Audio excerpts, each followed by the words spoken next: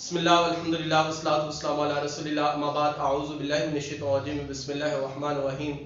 محترم بھائیوں، ملک پاکستان میں اور خاص طور پہ جہاں پر میں بھی رہ رہا ہوں، شہر فیصل آباد میں یہ کرونا وائرس بڑی تیزی کے ساتھ پھیل رہا ہے اور دن بہ دن اس کے مریض بڑھتے ہی جا رہے ہیں۔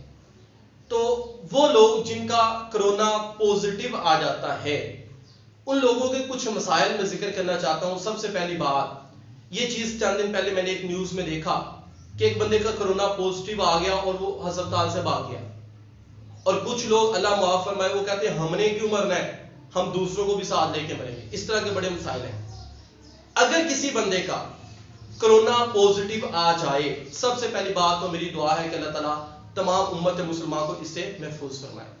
تو اگر کسی کا کرونا پوزیٹیو آ جاتا ہے تو اس کو ہسپتال سے بھاگنے کی ضرورت نہیں ہے، اس کو دوسروں کو لگانے کی، ان کی طرف جانے کی ضرورت نہیں ہے کہ میں تو مر رہا ہوں یا مجھے نقصان ہو رہا ہے، دوسروں کو بھی نقصان ہو، میں کیوں ڈوبوں، ان کو بھی ساتھ لے کے ڈوبوں۔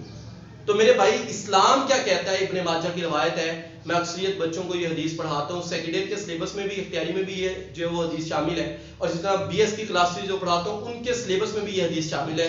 ابن ماجہ کی روایت ہے، نبی مکرم صلی اللہ علیہ وسلم نے ارشاد فرمایا، نبی مکرم صلی اللہ علیہ وسلم فرماتے ہیں لا ضرر ولا ضرار، نہ نقصان پہنچاؤ نہ نقصان اٹھاؤ۔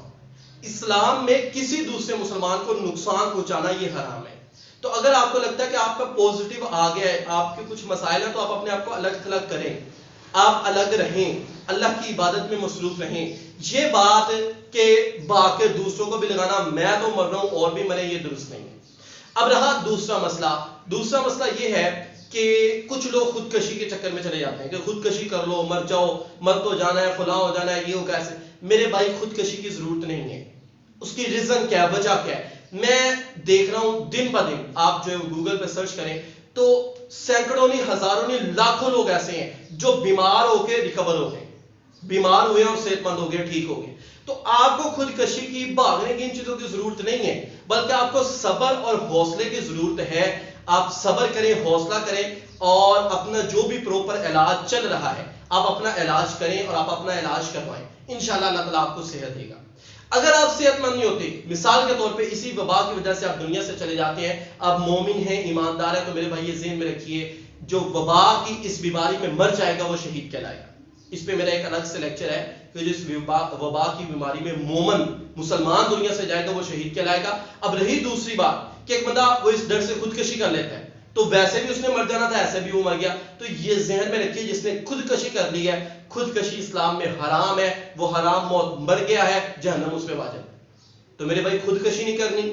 دوسرے نمبر پہ بھاگ کے دوسروں کو نہیں لگانا، وہ بھی لگانا حرام ہے۔ الگ تھلگ رہیں، اللہ سے دعائیں کریں، توبہ استغفار کریں، انشاءاللہ اللہ تعالیٰ آپ کو محفوظ فرمائے گا۔ اللہ تعالیٰ تمام امت مسلمان کو اس وائرس سے محفوظ فرمائے۔ آخر دعوانا الحمدللہ۔